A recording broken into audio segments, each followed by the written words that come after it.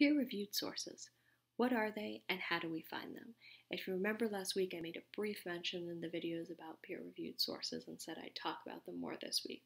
So here we go. So what are they exactly? They're sources published in academic journals, and academic journals are also sometimes called scholarly journals, refereed journals, or peer-reviewed journals.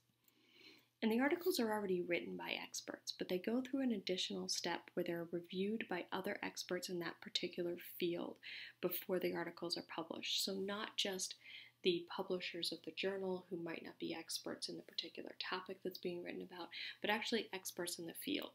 And what they do is they make sure that first the research is sound, that the article is written using good, credible sources, that most up-to-date information in the field. And then they also make sure that the conclusions that are drawn are actually reasonable given what's known in the field, that it's not some crazy idea that doesn't make any sense given what's known about the topic being discussed. So why use them? Well, obviously the process of peer review helps to ensure that the quality and credibility of the articles is sound. So in short, you can trust these articles. For the most part, there's occasionally peer-reviewed articles that do have to be recalled, something slips through, but for the most part, you can trust them without having to do a lot of additional research to make sure that your source is credible. And when you can find them for the topic, that means it saves you a whole lot of time in the research process of evaluating the source. And also keep in mind that some professors will simply require you to use them on the assignments, and the likelihood of that increases the higher you go in your courses. So if you're going for a 4-year degree, pretty much guaranteed by the end of it, you're going to have to be using scholarly journals and articles written in the field that you're studying and majoring in. So how do you find them? Well, the hard way is to research every source that you find on the internet to see if it has the word somewhere peer-reviewed, refereed, or scholarly journal. This can take a lot of time and be a pain in the butt, and I will just point out that I did say referred here instead of refereed. I apologize for the typo. I'm just going to keep going though instead of going back and redoing this entire video. So what's the easy way to find the sources? Well, that's to go to the library, the online database that is. And I showed you how to get into the library last time, so we're just going to jump in with looking at that library database. When you go into the library, you'll get this general search menu again, and I'm just going to go ahead and complete the same search that I did last time with Disney's Toes. And once it comes up, you want to click on the available online. And then you can click right here on peer-reviewed journals. And this is what makes the task of finding peer-reviewed articles so incredibly simple. Because before you do this filter, you're going to get things like article. It's going to tell you it's an article. Now, it does show you down here peer-reviewed in this purple. But it is possible in doing this search that you're going to get articles like this, which is actually a newspaper article, which is definitely not going to be peer-reviewed. You may also find articles like this that are just listed as articles that are in either maybe newspapers or regular popular magazines that again aren't peer-reviewed.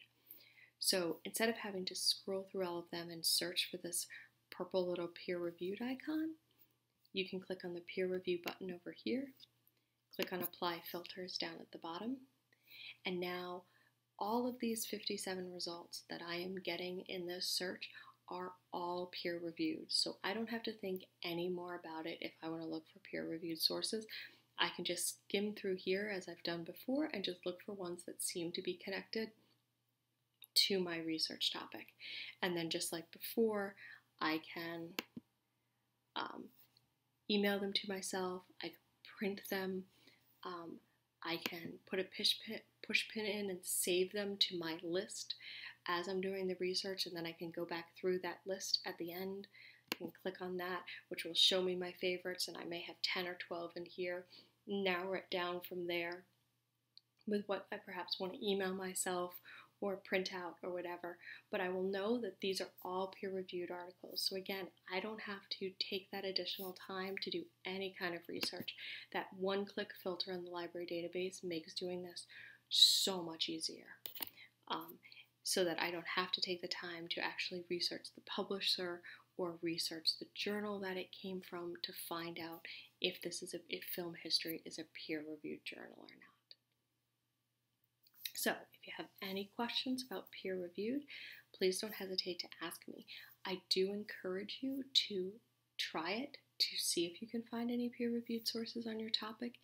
If you can't, it's not going to hurt your grade if you don't include them in the end.